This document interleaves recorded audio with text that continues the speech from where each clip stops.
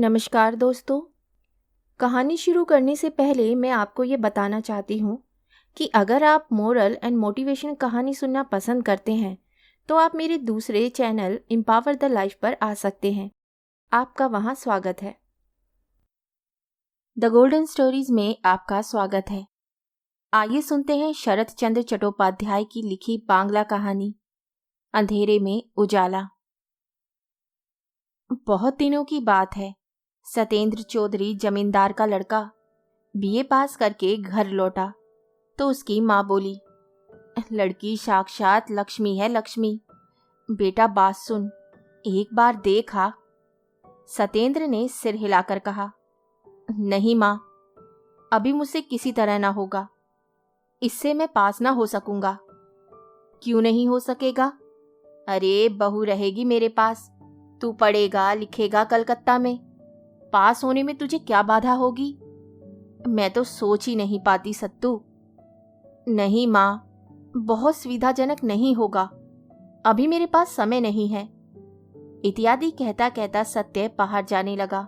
माँ बोली, जा मत, ठहर, और भी बात है। थोड़ी रुक कर बोली, मैंने वचन दिया है बेटा, मेरा मान नहीं रखेगा? सत्य लौटकर खड़ा हो असंतुष्ट होकर बोला, बिना पूछे वचन क्यों दे दिया? लड़के की बात सुनकर माँ के हृदय को दुख हुआ। बोली, वह मुझसे अपराध हो गया, परंतु मुझे तो माँ की बात रखनी ही होगी। इसके अतिरिक्त विधवा की लड़की बड़ी दुखी है। बात सुन सत्य, राजी हो जा। अच्छा फिर बताऊंगा, कहकर वह बाहर चला गया। माँ बहुत देर चुपचाप खड़ी सोचती रही। यह उनकी एकमात्र संतान है। 7-8 वर्ष हुए पति का स्वर्गवास हो गया।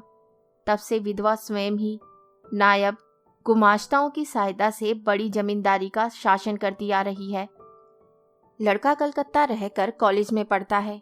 जमींदारी गृहस्थी का कोई समाचार भी उसे नहीं रोक पाता।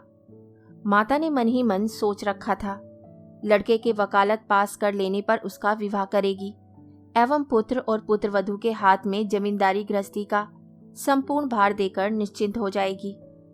इसके पूर्व लड़के को गृहस्थ बनाकर वे उसकी उच्च शिक्षा में बाधा नहीं बनेगी। परंतु बात कुछ और ही बदल गई। पति की मृत्यु के पश्चात इस घर में इतने दिनों तक कोई काज कर्म नहीं हुआ। उस दिन किसी एक व्रत के उपलक्ष्य में सारे गांव को न्योता दे दिया। स्वर्गवासी अतुल मुखर्जी की दरिद्र विधवा 11 वर्ष की लड़की को लेकर निमंत्रण रखने आई थी। वे लड़की उन्हें बहुत पसंद आई। केवल यह लड़की अत्यंत सुंदरी हो सो ही नहीं, इतनी सी उम्र में ही लड़की अवशेष गुणवती है, ये भी उन्होंने 2-4 बातें करके ही समझ लिया था। माँ मन ही मन बोली, अच्छा पहले तो लड़की दिखाऊंगी, तब फिर कैसे पसंद नहीं होगी देखा जाएगा। दूसरे दिन दोपहर का समय। सत्य भोजन करने के लिए माता के कमरे में घुसते ही स्तब्ध खड़ा रह गया। उसके खाने की जगह ठीक सामने आसन बिछाकर माँ ने बैकुंठ की लक्ष्मी देवी को हीरा मुक्ताओं से सजाकर बैठा रखा था। माँ घर में घुसते ही बोली, खाने के लिए बैठ। सतेंद्र जैसे सोते से जगा। वह हड़बड़ाता हुआ बोला, यहाँ क्यों? और कहीं मुझे खाने को परोस दो। माँ मंद मंद मुस्कुराती हुई बोली, तू सचमुच ही विवाह करने तो जा नहीं रहा है? इस छोटी सी लड़की के सामने तुझे लज्जा क्यों आती है? मैं किसी से लज्जा नहीं करता, कहकर सत्य पेंच जैसा मुंह बनाकर सामने बिछे आसन पर बैठ गया। माँ चली गई। 2 मिनट के भीतर ही वह भोजन सामग्री को थोड़ा बहुत मुंह में डालकर उठ गया। बाहर वाले कमरे में घुसते हुए देखा, मित्र लोग आ जुटे हैं और 64 छक्के डाले जा रहे हैं। उसने पहले से ही दृढ़ आपत्ति प्रकट करते हुए कहा, मैं किसी तरह नहीं बैठ सकूंगा, मेरा सिर भारी हो रहा है। कहकर कमरे के एक कोने में सरक तकिए पर माथा रखकर आंखें बंद करके सो गया।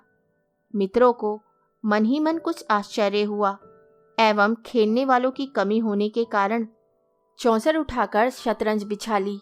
शाम तक बहुत हार जीत हुई, परंतु सत्य एक बार भी नहीं उठा, एक बार भी नहीं पूछा कौन हारा कौन जीता। आज ये सब उसे अच्छा नहीं लग रहा था। मित्रों के चले जाने पर वह मकान के अंदर पहुंचकर सीधा अपने ही कमरे को जा रहा था। रसोई घर के बरामदे में से माँ ने पूछा, इस समय सोने जा रहा है रे? सोने नहीं, पढ़ने जा रहा हूँ। एमए की पढ़ाई सरल नहीं है ना, समय नष्ट करने से कैसे चलेगा?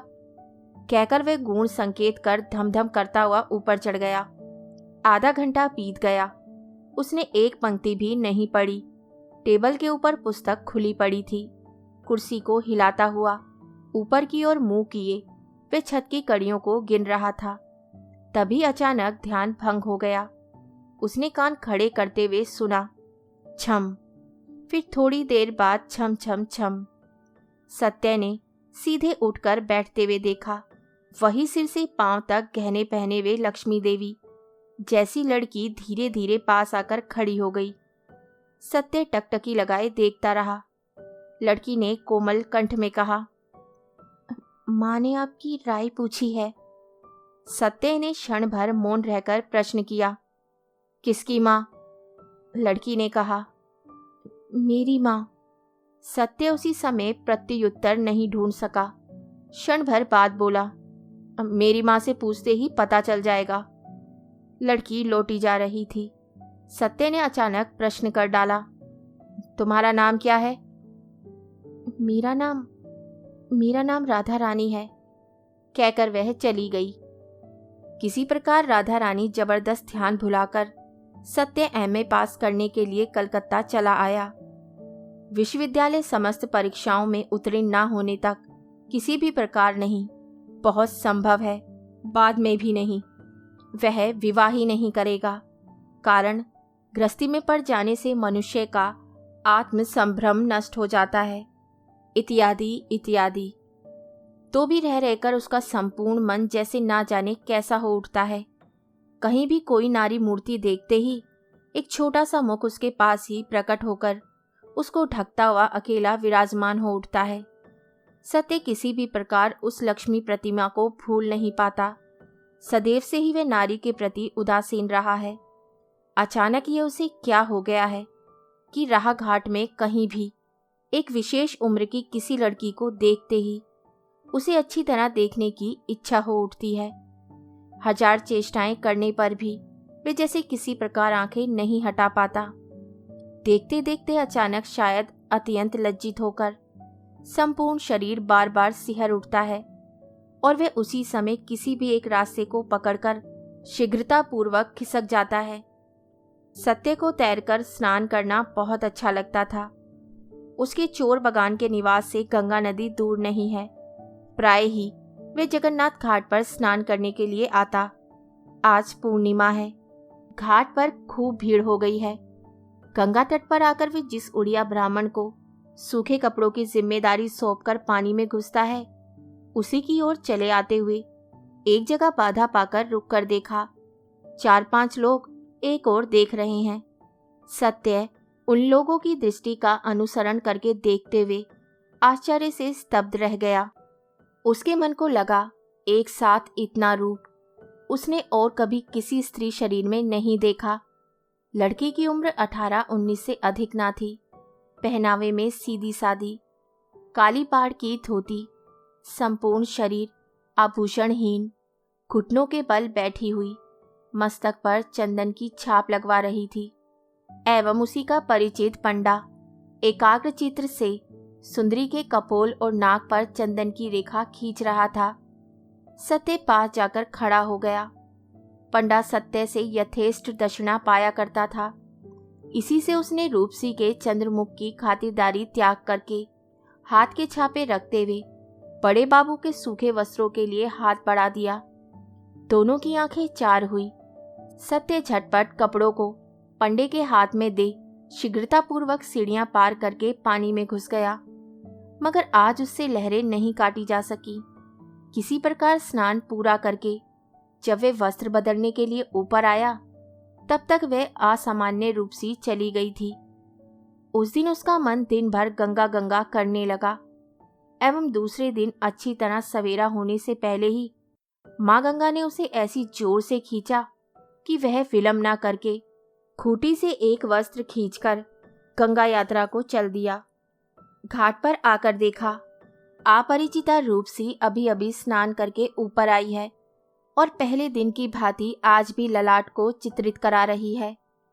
आज भी चारों आंखें मिली, आज भी उसके सर्वांग में बिजली दौड़ गई और वे किसी प्रकार कपड़े छोड़कर शीघ्रतापूर्वक चल दिया। रमणी प्रतिदिन बहुत अंधेरे ही गंगा स्नान करने आती है, सत्य ये जान गया। इतने दिन जो दोनों का साक्षात्कार नहीं हुआ, उसका एकमात्र कारण है। पहले सत्य स्वयं ही बहुत देर करके स्नान करने आता था। जाह्नवी तट पर ऊपर ही ऊपर आज 7 दिनों से दोनों की 4 आंखें मिल रही हैं, परंतु मुंह से बात नहीं निकलती। शायद उसकी आवश्यकता भी नहीं थी, कारण जिस जगह आंखों की बात होती है उस जगह मुंह की बात को चुप ही रह जाना पड़ता है। अपरिचिता रूपसी जो भी हो, उसने आंखों से बात करते हुए शिक्षा दी है एवं उस विद्या के पारदर्शी सत्य के अंतर्यामी ने भीतर हृदय में उसे अनुभव कर लिया है। उस दिन स्नान करके वह कुछ अन्य मनसक की भांति लौट रहा था। अचानक उसके कानों में पड़ा, एक बात सुनिए। मुंह उठाकर देखा, रेलवे लाइन के उस पार वही रमणी खड़ी हुई थी। उसकी बाईं बगल में जलपूर्ण छोटा सा पीतल का कलश और दाहिने हाथ में गीला कपड़ा है। उसने सिर झुकाकर इशारे से बुलाया। सत्य इधर उधर देखकर पास जाकर खड़ा हो गया। उसने उत्सुक नेत्रों से देखते हुए कोमल कंठ से कहा, मेरी नौकरानी आज नहीं आई है, दया करके मुझे कुछ आगे तक पहुंचा दे तो बहुत अच्छा हो। और दिन वे दासी को साथ लेकर आती थी, आज अकेली है। सत्य के मन में विविधा होने लगी, यह काम अच्छा नहीं है। मन को एक बार ऐसा भी लगा, परंतु वह ना नहीं कह सका। रमणी उसके मन के भाव का अनुमान कर कुछ हंस गई। इस हंसी को जो हंसना जानता है, उसके लिए संसार में कुछ भी अप्राप्य नहीं है। सत्य ने तुरंत ही चलिए कहकर उसका अनुसरण किया। 2-4 कदम आगे बढ़कर रमणी ने फिर बात की, दासी बीमार है, वह आ नहीं सकती, परंतु मैं भी गंगा स्नान किए बिना नहीं रह सकती। आपको भी देखती हूँ कि यही बुरी आदत है। सत्य ने आहिस्ता से उत्तर दिया, जी हाँ, मैं भी प्राय गंगा स्नान करता हूँ। यहाँ आप कहाँ रहते हैं? चोर बागान में मेरा घर है। मेरा मकान जोड़ा सांकू में है। आप मुझे पथरिया घाट के मोड़ तक पहुंचाकर वहीं सड़क से चले जाइएगा, ठीक है? बहुत देर और कोई बात नहीं हुई। चितपुर के रास्ते पर आकर रमणी मुड़कर खड़ी होती हुई फिर वैसी ही हंसी हंसकर बोली, पास ही हम लोगों का मकान है, अब चली जाऊंगी। नमस्कार। नमस्कार कहकर सत्य गर्दन झुकाए हुए झटपट चला गया। उस दिन भी उसकी छाती के भीतर ना जाने क्या होता रहा, वे लिखकर बताना असाध्य है। जवानी में कामदेव के पुष्प बाण का आघात जिन्हें सहना पड़ा है, केवल उन्हीं को अनुमान हो सकेगा, केवल वह ही समझ सकेंगे उस दिन क्या हुआ। सब लोग ना समझेंगे कि उन्माद के नशे में डूबकर जल स्नान, आकाश, वायु सब रंगीन दिखाई देने लगे। समस्त चैतन्य जगत किस तरह चेतना खो बैठा है। एक मुखड़ा प्राणहीन चुंबक शलाका की भांति केवल इसी एक ओर झुक पड़ने के लिए प्रति क्षण उन्मुख बना रहा है। दूसरे दिन सवेरे सत्य ने जागकर उठते हुए देखा, धूप निकल आई है। एक पीड़ा की लहर उसके कंठ तक को आलोकित करती हुई जम गई। उसने निश्चित रूप से समझा, आज का दिन तो एकदम व्यर्थ हो गया है। नौकर सामने से जा रहा था, उसे बुरी तरह धमकाते हुए कहा, हरामजादे, इतनी देर हो गई, मुझे तू हिला भी नहीं सकता था। जा, तुझ पर 1 रुपया जुर्माना किया। वह बेचारा हतबुद्धि हो देखता रहा। सत्य दूसरा कपड़ा लिए बिना नाराज मुंह से घर से निकलकर बाहर चल दिया। सड़क पर आकर किराए की गाड़ी की।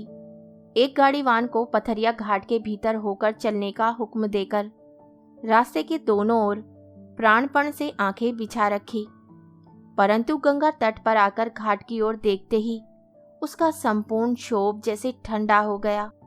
अपितु मन को लगा जैसे अचानक ही मार्ग पर पड़े हुए किसी अमूल्य रत्न को उठा लिया। गाड़ी से उतरते ही वह कोमलता पूर्वक हंसते हुए अत्यंत परिचित की भांति बोली, इतनी देर क्यों? मैं आधे घंटे से खड़ी हुई हूँ। जल्दी नहा लीजिए, आज भी मेरी दासी नहीं आई। 1 मिनट सब्र कीजिए, कहकर सत्य शीघ्रतापूर्वक जल में जा घुसा। तैरना उसका ना जाने कहाँ गया।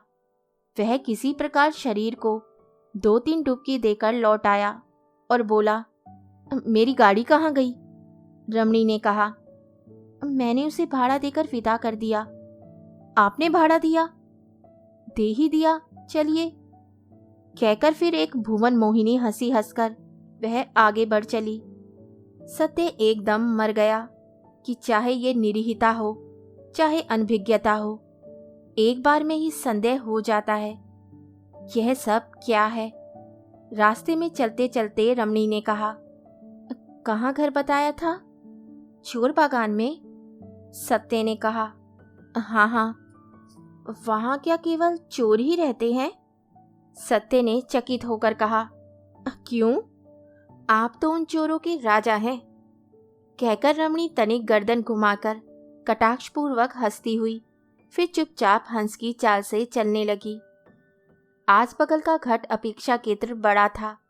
भीतर गंगा जल छलाछल शब्द से अर्थात ओरे मुग्ध अंधे युवक, सावधान, ये सब धोखा है, सब ठगी है, कहकर उछल उछल कर बार बार व्यंग्य तिरस्कार करने लगा। मोड़ के पास आने पर सत्य ने संकोच पूर्वक कहा, गाड़ी भाड़ा तो। रमणी घूमकर खड़ी हो गई। असफुट कोमल कंठ से उत्तर दिया, यह तो आपने ही दिया है। सत्य ने इस इशारे को ना समझकर पूछा, मैंने कैसे दिया? मेरे पास और है क्या जो दूंगी? जो था वे सभी तो तुमने चोरी डकैती से ले लिया। कहकर उसने आश्चर्य से मुंह फेर लिया। शायद अपनी उच्छ्वसित हंसी के वेग को जबरदस्ती रोकने लगी। इस अभिनय को सत्य देख नहीं पाया। इसी से इस चेरी के प्रच्छन्न इंगित ने त्रिवतड़ित रेखा की भांति उसके संदेह के जाल को भीतर तक विदीर्ण करते हुए छाती के अंतस्थल तक प्रकाशित कर डाला। उसे क्षण भर को इच्छा हुई उन दोनों महावर लगे पांवों में लौट जाए, परंतु पलक मारते ही गंभीर लज्जा से उसका माथा इस तरह झुक गया कि वह एक बार प्रियतमा के मुंह की ओर आंख उठाकर देख भी न सका। चुपचाप नीचा मुंह किए धीरे धीरे चला गया। उसी फुटपाथ पर उसके आदेश अनुसार दासी उसकी प्रतीक्षा कर रही थी। पास आकर बोली, अच्छा दीदी मणि, बाबू को इस तरह क्यों नचाती फिरती हो? कहती हूँ कुछ है भी या नहीं? 2 पैसा खींच सकोगी ना? रमणी हंसकर बोली, सो नहीं जानती, परंतु बेवकूफ लोगों की नाक में रस्सी डालकर घुमाने में मुझे अच्छा लगता है। दासी भी कुछ देर तक हंसकर बोली, हाँ यह भी तुम ही कर सकती हो, परंतु कुछ भी कहो दीदी मणि, देखने में जैसे राजकुमार है। जैसी आंखें और मुंह है वैसा ही रंग भी है। तुम दोनों सचमुच मानो खड़े होकर बातें कर रहे थे तो लगता था जैसे गुलाब के 2 फूल खिले हुए हों। रमणी मुंह बिचकाकर हंसती हुई बोली, अच्छा चल, पसंद आ गया हो तो तू ही ले लेना। दासी भी हारने वाली नहीं थी। उसने जवाब दिया, नहीं दीदी मणि, वह वस्तु प्राण रहते अन्य किसी को नहीं दे सकोगी, ये कहे देती हूँ। ज्ञानियों ने कहा है, असंभव घटना आंखों देखी होने पर भी नहीं कहनी चाहिए, कारण अज्ञानी लोग उस पर विश्वास नहीं करेंगे। इसी अपराध से श्रीमंत बेचारा किसी शमशान में जा चुका है। खैर कुछ भी हो, यह एकदम सच्ची बात है कि सत्य जैसे आदमी ने उस दिन घर लौटकर टेनिसन की कविताएं पढ़ी। एवं डॉन जॉन की कविताओं का बंगला अनुवाद करने बैठ गया। वह इतना बड़ा हो चुका था, परंतु इस बार भी इस संशय का कण भर भी उसके मन में नहीं उठा कि दिन के समय में शहरी राह घाट में ऐसे अद्भुत प्रेम की बाण संभव भी हो सकती है या नहीं, अथवा उस बाण का प्रवाह यदि सर्वांग को डुबाता हुआ उठा तो वे निरापद भी रह सकेगा या नहीं। 2 दिन बाद स्नान करके घर लौटते हुए मार्ग में अपरिचिता ने अचानक कहा, कल रात थिएटर देखने गई थी। सरला का कष्ट देखते ही छाती फटने लगती है ना?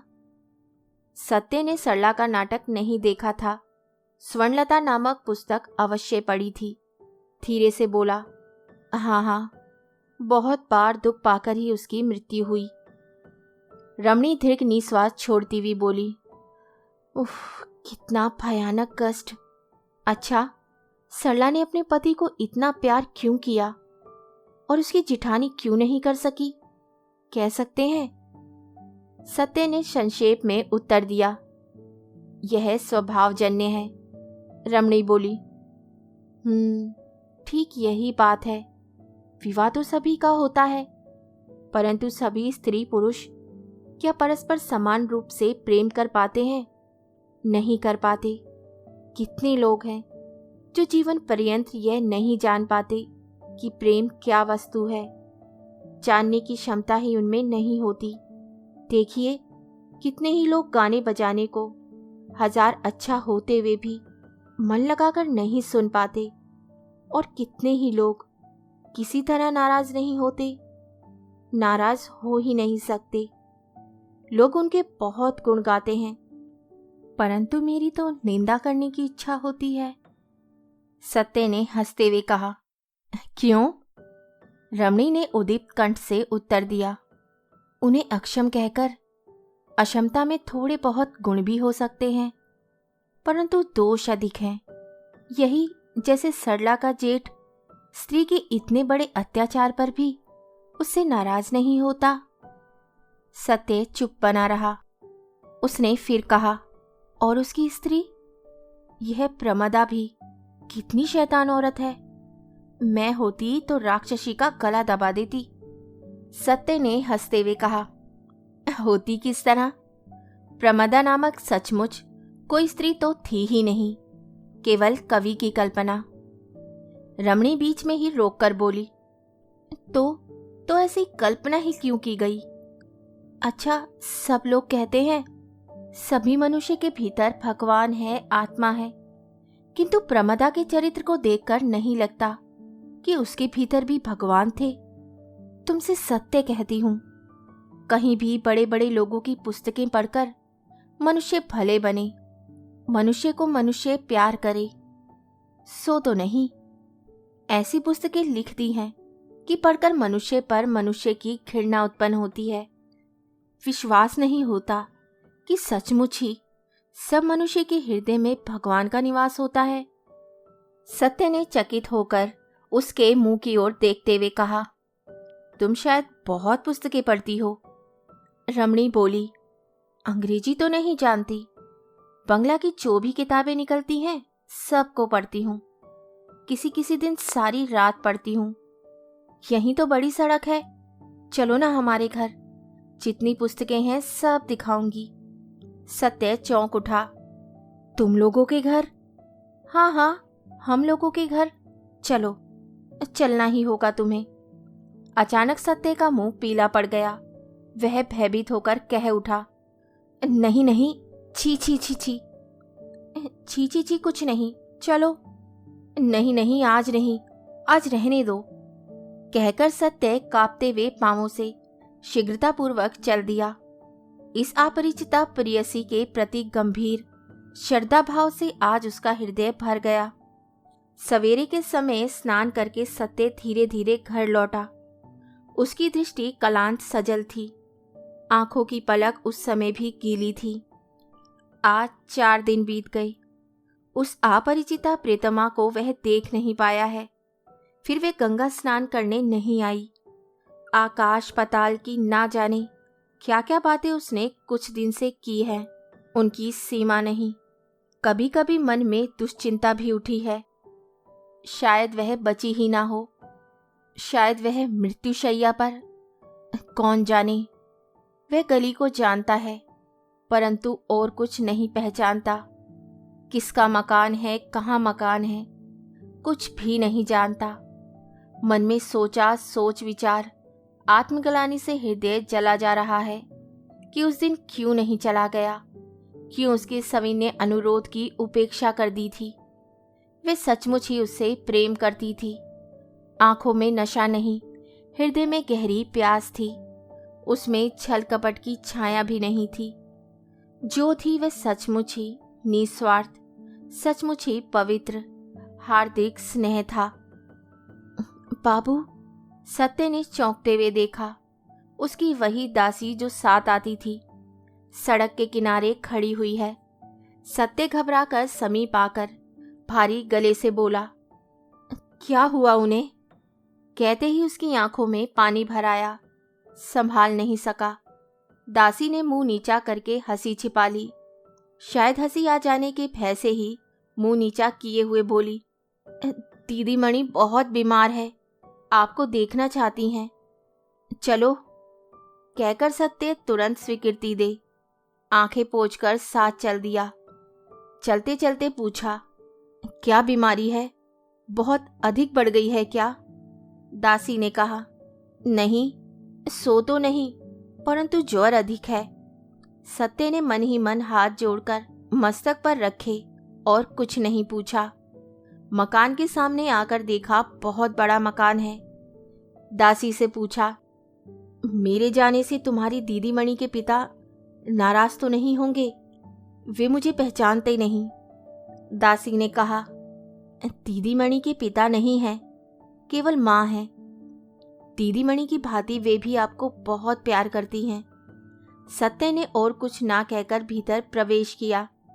सीढ़ियों पर चढ़कर तीसरी मंजिल के बरामदे में आकर देखा, पास ही पास कमरे हैं। बाहर से जितना भी दिखाई पड़ता है, लगता है वे सब चमत्कारपूर्ण ढंग से सजे हुए हैं।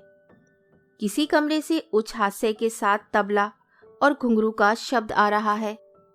दासी ने हाथ से दिखाते हुए कहा, यही घर है, चलिए। दरवाजे के सामने आकर वे हाथ से पर्दे को हटाती हुई बहुत उच्च कंठ से बोली, दीदी मणि, दीदी मणि, यह लो अपने नागर को। तीव्र हंसी और कोलाहल उठा। भीतर जो कुछ देखा उससे सत्य का संपूर्ण मस्तिष्क उलट पुलट हो गया। उसे लगा जैसे वे अचानक बेहोश होता हुआ गिरा जा रहा है। किसी तरह दीवार को पकड़कर उसी जगह आंखें बंद करके वे चौखट के ऊपर बैठ गया। कमरे के भीतर तख्त था। गद्दी, चादर आदि के बिछोने के ऊपर 2-3 सभ्य वेशधारी पुरुष बैठे थे। एक आदमी हारमोनियम, एक तबला लिए बैठा था। एक अन्य व्यक्ति दच्चित हो शराब पी रहा था और वह शायद अकेली नाच रही थी। दोनों पांवों में घुंघरू बंधे हुए थे। संपूर्ण शरीर विविध प्रकार के आभूषणों से भूषित था। सुरारंजित दोनों आंखें झूम झूम रही थी। छटपट समीप आकर सत्य का एक हाथ पकड़कर खिलखिलाकर हंसती हुई बोली, दोस्त को मिर्गी की बीमारी है क्या? लो भाई, एटियारी मत करो, उठो। इस सब से मुझे बड़ा डर लगता है। प्रबल तणित वेग से हतचेतन मनुष्य जिस तरह कांपता हुआ हिलने लगता है, उसके कर स्पर्श से सत्य नीचे से ऊपर तक उसी प्रकार कांपकर घबराने लगा। रमणी ने कहा, मेरा नाम श्रीमती बिजली है। तुम्हारा नाम क्या है भाई? बाबू। सब लोगों ने हे हे करके अट्टाहास मचा दिया। दीदी मणि की दासी तो हंसी से भरकर एकदम मेज के ऊपर जा लेटी। क्या रंग लाती हो दीदी मणि? बिजली कृत्रिम रोष भरे स्वर से उसे थोड़ा धमकाती हुई बोली, ठहर, बकबक मत कर, आओ उठाओ। कहकर जबरदस्ती सत्य को खींच लाकर एक चौकी के ऊपर बैठाकर उसके पांवों के समीप घुटने टिकाकर बैठ गई और हाथ जोड़कर गाना आरंभ कर दिया। आजू रजनी हम भागे पोहाइनु। जिस आदमी ने शराब पी रखी थी उसने उठकर सत्य के पांवों के समीप दंडवत प्रणाम किया। उसे नशा चढ़ रहा था। रोता हुआ बोला, पंडित जी महाराज, मैं बड़ा पातकी हूँ, थोड़ा पदरस दें। भाग्य की विडंबना से आज स्नान के उपरांत सत्य कुछ धूली भरे कपड़े पहने हुए था। जो व्यक्ति हारमोनियम बजा रहा था वे थोड़ा बहुत होश में था। उसने सहानुभूति के स्वर में कहा, क्यों बेचारे का झूठ मूठ तमाशा बना रहे हो? बिजली हंसती हंसती बोली, वाह, झूठ मूठ कैसे? यह तो सचमुच का तमाशा है। तभी तो ऐसे आमोद के दिन घर लाकर तुम्हें तमाशा दिखा रही हूं। अच्छा, सिर फिरे बाबू, सच तो बता भाई, तू मुझे क्या समझता था? प्रतिदिन गंगा स्नान को जाती हूँ, क्रम से ब्राह्मण भी नहीं हूँ, मुसलमान क्रिस्तान भी नहीं हूँ। हिंदू घर की इतनी उम्र की लड़की सधवा हो सकती है अथवा विधवा? किस मतलब से प्रीति करने चला था? बोल तो, ब्याह करने के लिए या भुलावा देकर उड़ा ले जाने को? एक भारी हंसी मच गई। तदुपरांत सब लोग मिलकर कितनी ही बातें करने लगे। सत्य ने एक बार भी मुंह नहीं उठाया, किसी भी बात का जवाब नहीं दिया। वह मन में क्या सोच रहा था, उसे किस तरह कहा जाए, और कहने पर भी समझेगा कौन? खैर, रहने दो। बिजली अचानक चकित होकर उठ खड़ी हुई, बोली, वाह, मैं भी खूब हूं। ओ श्यामा, श्यामा, जल्दी आ, बाबू के लिए खाना ले आ, स्नान करके आए हैं। वाह, मैं केवल तमाशा ही कर रही हूं। कहते कहते उसका थोड़ी देर पहले का व्यंग्य विद्रूप से जलता कंठ स्वर आकृतिम स्नेह के अनुपात से सचमुच ही ठंडा हो गया। थोड़ी देर बाद दासी ने एक थाल में खाने की वस्तुएं लाकर हाजिर कर दी। बिजली अपने हाथ में थाल लेकर फिर घुटने नवाकर बैठती हुई बोली, मुंह उठाओ, खाओ। अब तक सत्य अपनी संपूर्ण शक्ति को एकत्र कर स्वयं को संभाले हुए था। इस बार मुंह उठाकर शांत भाव से बोला, मैं नहीं खाऊंगा। क्यों? जाती चली जाएगी? मैं क्या भंगिन या चमारिन हूं? सत्य ने उसी भांति शांत कंठ से कहा, वह होती तो खा लेता। आप जो कुछ हैं ठीक है। बिजली खिलखिलाकर हंसती हुई बोली, हाय, बाबू भी छुरी छुरा चलाना जानते हैं, देख रही हूं। कहकर फिर हंसी, परंतु वह केवल शब्द मात्र था, हंसी नहीं। इसी से और कोई उस हंसी में योग नहीं दे पाया। सत्य ने कहा, मेरा नाम सत्य है, बाबू नहीं। मैंने छुरी छुरा चलाना कभी नहीं सीखा, परंतु अपनी भूल पहचान कर उसे सुधारना सीखा है। बिजली अचानक ना जाने क्या बात कहने जा रही थी, परंतु उसे दबाकर बोली, मेरा छुआ नहीं खाओगे? नहीं। बिजली उठ खड़ी हुई। उसके परिहास के स्वर में इस बार तीव्रता मिली हुई थी। जोर देकर बोली, खाओगे। मैं कहे देती हूं तुमसे, आज ना सही कल, अन्यथा तुम 2 दिन बाद खाओगे। सत्य गर्दन हिलाकर बोला, देखो, भूल सभी से होती है। मेरी भूल कितनी बड़ी थी उस सबको खूब समझ गया हूं। आपसे भी भूल हो रही है। आज नहीं, कल नहीं, 2 दिन बाद नहीं, इस जन्म में नहीं, आगामी जन्म में भी नहीं।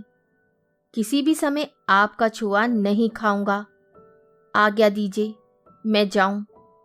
आपके निश्वास से मेरा रक्त सूखा जा रहा है। उसके मुंह पर गंभीर घृणा की ऐसी सुस्पष्ट छाया पड़ी कि वह शराबी की आंखों से भी नहीं छुप सकी। उसने सिर हिलाकर कहा, बिजली बीबी, अर्सी केसु रसस्य निवेदन। जाने दो, जाने दो, सवेरे सवेरे ही इसने सारा मजा मिट्टी कर दिया। बिजली ने कोई जवाब नहीं दिया। स्तंभित होकर सत्य के मुंह की ओर देखती हुई खड़ी रही। वास्तव में उससे भयानक भूल हो गई थी। वह तो कल्पना भी नहीं कर सकती थी कि ऐसा मुंहचोर व्यक्ति इस तरह भी बोल सकेगा। सत्य आसन छोड़कर उठ खड़ा हुआ। बिजली मृदु स्वर में बोली, थोड़ा और बैठो। शराबी सुनते ही चिल्ला उठा, पहली चोट में थोड़ा जोर दिखाएगा, जाने दो जाने दो, डोर ढीली करो। सत्य कमरे के बाहर आ गया। बिजली ने पीछे से आकर राह रोकते हुए धीरे धीरे कहा, वे लोग देख लेते, इसी से अन्यथा मैं हाथ जोड़कर कहती हूँ, मुझसे बड़ा अपराध हो गया है। सत्य दूसरी ओर मुंह करके चुप बना रहा। उसने दोबारा कहा, यह बगल वाला कमरा मेरे पढ़ने लिखने का कमरा है। बस एक बार आओ, देखोगे नहीं? माफी चाहती हूँ। नहीं कहकर सत्य सीढ़ियों की ओर अग्रसर हुआ। बिजली पीछे पीछे चलती हुई बोली, कल मुलाकात होगी? नहीं। तो क्या कभी मुलाकात नहीं होगी? नहीं। रुदन से बिजली का कंठ रुद्ध हो गया। थूक निकलकर जोर लगाकर गले को साफ करती हुई बोली, मुझे विश्वास नहीं होता कि फिर मुलाकात नहीं होगी, परंतु तो भी यदि ना हो तो बताओ, मेरी इस बात पर विश्वास करोगे? भग्न स्वर सुनकर सत्य चकित हो गया, परंतु इन 15-16 दिनों से जो अभिनय उसने देखा है, उनके आगे तो ये कुछ भी नहीं है। तो भी वे मुंह फेरकर खड़ा हो गया। उस मुख की प्रत्येक रेखा पर सुदृढ़ अविश्वास को पढ़कर बिजली की छाती फट गई, परंतु वह क्या करेगी? हाय हाय, विश्वास कराने के सभी उपाय उसने जैसे कूड़े करकट की भांति अपने ही हाथ से झाड़कर फेंक दिए थे। सत्य ने पूछा, क्या विश्वास करूं? बिजली के होठ कांप उठे, परंतु स्वर नहीं निकला। आंसुओं के भार से बोझिल दोनों नेत्र क्षण भर के लिए ऊपर उठकर नीचे कर लिए। सत्य ने उन्हें भी देखा, परंतु आंसू क्या नकली होते हैं? बिजली मुंह उठाए बिना ही समझ गई। सत्य प्रतीक्षा कर रहा है, परंतु उस बात को वे किसी प्रकार भी मुंह से बाहर नहीं निकाल सकी, जो बाहर निकलने के लिए उसकी छाती अंजर पंजरों को तोड़े फोड़े दे रही थी। वह प्यार करती थी। उस प्यार की बात को सार्थक करने के लिए वे इस रूप की भंडार दह का भी शायद एक फटे हुए कपड़े के टुकड़े की भांति त्याग कर सकती थी, परंतु कौन उसका विश्वास करेगा? वह तो दागी असामी है। अपराधी के 100 करोड़ चिन्ह सर्वांग पर लगाए विचारक के सामने खड़ी होकर आज वे किस प्रकार मुंह पर लाए कि अपराध करना ही उसका पेशा अवश्य है, परंतु इस बार वह निर्दोष है। जितना विलंब होने लगा उतना ही वह समझने लगी। विचारक उसे फांसी का हुक्म देने बैठा है, परंतु किस तरह वह रोकेगी उसे? सत्य अधीर हो उठा था। वह बोला, जा रहा हूं। बिजली तब भी मुंह नहीं उठा सकी, परंतु इस बार बोली, जाओ। परंतु जिस बात पर अपराध में डूबी रहने पर भी मैं विश्वास करती हूँ, उस बात का अविश्वास करके तुम अपराधी मत बनना। विश्वास करो, सभी के शरीर में भगवान वास करते हैं। जीवन पर्यंत वे शरीर को छोड़कर नहीं जाते। कुछ ठहर कर कहा, सभी मंदिरों में देवता की पूजा नहीं होती, तो भी वे देवता हैं। उन्हें देखकर सिर चाहे ना झुक सके, परंतु उन्हें ठुकराकर भी नहीं जाया जा सकता। कहकर पद शब्द सुनकर उसने मुंह उठाकर देखा। सत्य धीरे धीरे चुपचाप चला जा रहा था।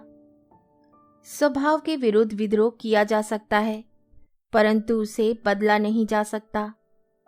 नारी शरीर पर सैकड़ों अत्याचार चल सकते हैं, परंतु नारीत्व को अस्वीकार करने से नहीं चलेगा। बिजली नर्तकी है, तथापि वह नारी भी है। जीवन भर हजारों अपराधों की अपराधिनी रही, तो भी उसकी ये देह नारी देह ही तो है। घंटे भर बाद जब एक कमरे में लौट कर आई, उस समय उसकी लांछित अर्धमृत नारी प्रकृति अमृत के स्पर्श से जागकर उठ बैठी थी। इस अत्यंत थोड़े से समय के भीतर ही उसके संपूर्ण शरीर में न जाने कैसा अद्भुत परिवर्तन हो गया था। उसी शराबी तक खूब समझ गया। वह मुंह खोलकर कह बैठा, क्यों बिजली, आंखों की पलक तो भीगी हुई है। भैया रे, लौंडा भी एक ही जिद्दी था, ऐसी वस्तुएं भी मुंह में नहीं डाली। दो दो थाली जरा, अरे आगे तो बढ़ा दो रे, कहकर स्वयं ही थाली खींचकर खाने लगा। उसकी एक भी बात बिजली के कानों में नहीं पड़ी। अचानक अपने पांवों में बंधे दिखाई देने वाले घुंघरुओं ने जैसे बिच्छुओं की भांति उसके दोनों पांवों में डंक मार दिया। उसने झटपट उन्हें खोलकर फेंक दिया। एक आदमी ने पूछा, खोल भी दिए? बिजली मुंह उठाकर थोड़ा हंसती हुई बोली, अब इन्हें नहीं पहनूंगी। अर्थात अब कभी नहीं। बाई जी मर गईं। शराबी संदेश चबा रहा था। बोला, किस रोग से बाई जी? बाई जी फिर हंस पड़ी। यह वही हंसी थी। हंसती हुई बोली, जिस रोग से दीपक जलने पर अंधेरा मर जाता है, सूर्य निकलने पर रात्रि मर जाती है, आज उसी रोग से तुम लोगों की बाई जी सदैव के लिए मर गई भाई। 4 वर्ष बाद की बात कह रहा हूँ। कलकत्ता के एक बड़े मकान में जमींदार के लड़के का अन्नप्राशन है। खाने पीने का विशाल आयोजन समाप्त हो चुका है। संध्या के बाद बाहर वाले मकान में प्रशस्त आंगन में महफिल का प्रबंध करके आमोद आह्लाद नित्य गायन का आयोजन चल रहा है। एक और 3-4 नर्तकियां हैं, यही नृत्य गायन करेंगी। दूसरी मंजिल के बरामदे में चिक्की आड़ में बैठी राधा रानी अकेले नीचे के जन समागम को देख रही थी। निमंत्रिता महिलाओं का अभी शुभागमन नहीं हुआ था। चुपचाप पीछे से आकर सतेंद्र ने कहा, इतना मन लगाकर क्या देख रही हो, बताओ तो। राधा रानी अपने स्वामी की ओर मुड़कर देखती हुई मुस्कुराकर बोली, जिसे सब लोग देखने आए हैं, बाई जी की साज सज्जा। परंतु अचानक तुम यहाँ? पति ने हंसकर जवाब दिया, अकेली बैठी हो, इसी से एक बात कहने आया हूँ। ऐसा? सचमुच? अच्छा देख रही हो तो बताओ तो, उनमें सबकी अपेक्षा तुम्हें कौन सी अधिक पसंद है? इधर वाली कहकर राधा रानी ने उंगली उठाकर जो स्त्री सबसे पीछे अत्यंत सीधी सादी पोशाक पहने बैठी थी उसे दिखा दिया। पति ने कहा, वह तो अत्यंत रुग्ण है। सो भले ही हो, यही सबसे अधिक सुंदरी है, परंतु बेचारी गरीब है। शरीर में गहने वहने इन सब की भांति नहीं है। सतेंद्र गर्दन हिलाकर बोला, यह होगा, परंतु इन सब की मजदूरी कितनी है जानती हो? नहीं।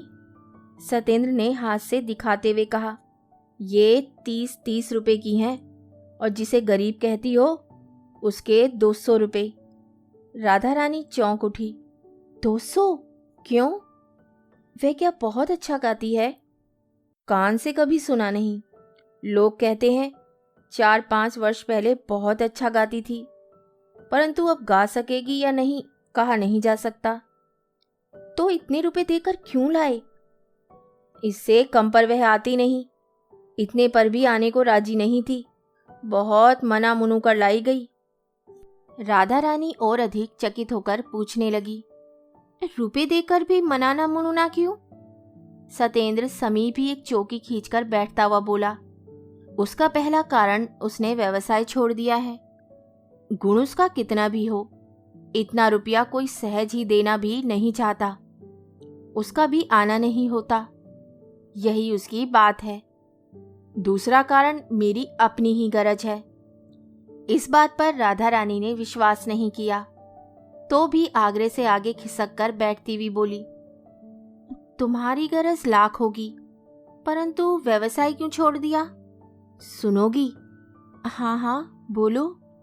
सतेंद्र क्षण भर चुप रहकर बोला, उसका नाम बिजली है। एक समय, किंतु यहाँ पर लोग आ जाएंगे रानी। घर में चलोगी? चलूंगी, चलो चलो। पति के पांवों के पास बैठकर सब कुछ सुनकर राधा रानी ने आंचल से आंखें पोंछ ली। अंत में बोली, इसी से आज उसका अपमान करके बदला लोगे? यह बुद्धि तुम्हें किसने दी? इधर सतेंद्र की आंखें भी शुष्क नहीं थी, बहुत बार गला भी भराया था। वह बोला, अपमान अवश्य है, परंतु उस अपमान को हम तीनों लोगों के अतिरिक्त और कोई नहीं जान सकेगा, कोई जानेगा भी नहीं। राधा रानी ने जवाब नहीं दिया। एक बार फिर आंचल से आंखें पोंछकर बाहर चली गई। निमंत्रित भद्र पुरुषों से महफिल भर गई थी एवं ऊपर बरामदे में बहुत सी स्त्रियों के कंठ का सलज चित्कार चिक्के आवरण को भेदता हुआ आ रहा था। अन्य नर्तकियां तैयार हो चुकी थी, केवल बिजली उस समय भी सिर झुकाए बैठी थी। उसकी आंखों से पानी गिर रहा था। लंबे 5 वर्षों में उसका संचित किया हुआ धन प्राय समाप्त हो चुका था। उसी के अभाव की ताड़ना से बाध्य होकर फिर वही कार्य अंगीकार करके आई थी जिसे उसने शपथ करके त्याग दिया था, परंतु वे मुंह उठाकर खड़ी नहीं हो पा रही थी। अपरिचित पुरुषों की तृष्णा दृष्टि के सम्मुख शरीर जैसे पत्थर की भांति भारी हो उठेगा। पांव इस तरह दोहरे होकर टूट पड़ना चाहेंगे। इसकी वजह से 2 घंटे पहले कल्पना तक नहीं कर सकी थी। आपको बुला रही है। बिजली ने मुंह उठाकर देखा। पास ही खड़ा हुआ है एक 12-13 वर्ष का लड़का। उसने ऊपर के बरामदे की ओर निर्देश करते हुए दोबारा कहा, माँ जी, वह आपको बुला रही है। बिजली विश्वास नहीं कर पाई। जिज्ञासा की, कौन बुला रही है? माँ जी बुला रही है। तुम कौन हो? मैं घर का नौकर हूँ। बिजली गर्दन हिलाकर बोली, मुझे नहीं बुला रही होंगी, तुम फिर पूछ कर आओ। बालक थोड़ी देर बाद लौटकर आकर बोला, आपका नाम बिजली है ना? आप ही को बुला रही हैं, आइए मेरे साथ। माँ जी खड़ी हुई हैं। अच्छा चलो, कहकर बिजली झटपट पांवों के घुंघरू खोलकर उनका अनुसरण करती हुई अंदर प्रविष्ट हो गई। मन में सोचा, गृहिणी की कोई शायद विशेष फरमाइश है, चलिए इसीलिए वहां बुलाया गया है।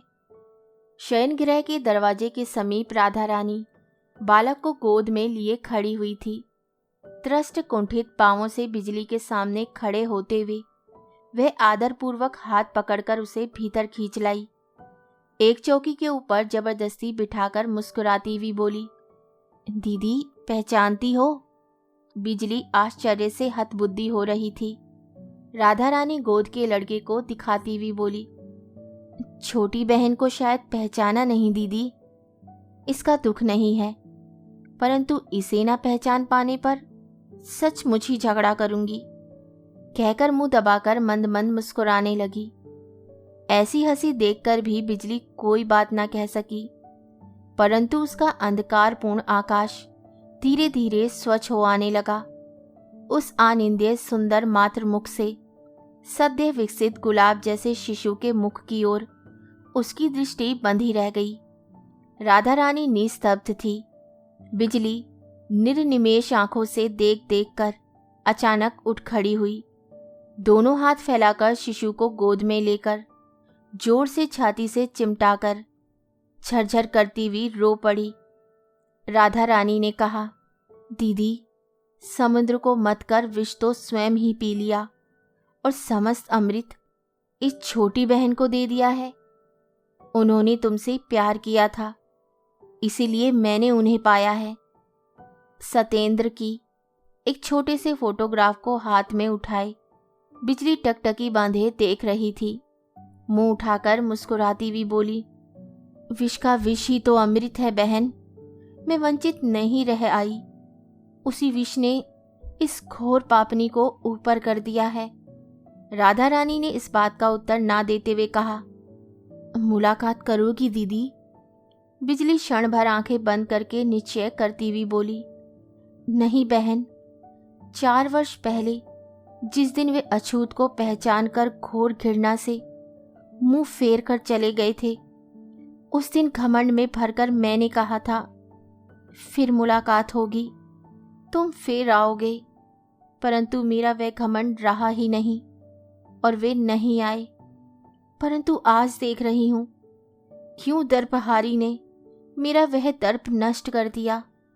वे नष्ट करके अब किस तरह गढ़ेंगे, निकाल कर अब किस तरह लौटाएंगे, इस बात को मेरी तरह और कोई नहीं जानता बहन। कहकर वे फिर एक बार अच्छी तरह आंचल से आंखें पोंछकर बोली, प्राणों की ज्वाला से भगवान को निर्दयी निष्ठुर कहकर अनेक दोष दिए हैं, परंतु अब देख रही हूं इस पापिष्ठा पर उन्होंने कैसी दया की है। उस दिन उन्हें लौटाकर ले जाती तो मैं सब ओर से मिट्टी हो जाती, उन्हें भी नहीं पाती और स्वयं को भी हार जाती। रुदन से राधा रानी का गला अवरुद्ध हो गया था, वह कुछ भी नहीं बोल पा रही थी। बिजली ने फिर कहा, सोचा था कभी मुलाकात होने पर उनके पांव पकड़कर एक बार और माफी मांग कर देखूंगी, परंतु उसकी अब जरूरत नहीं। इस चित्र को केवल दे दो बहन, मैं जा रही हूं। कहकर वे उठ खड़ी हुई।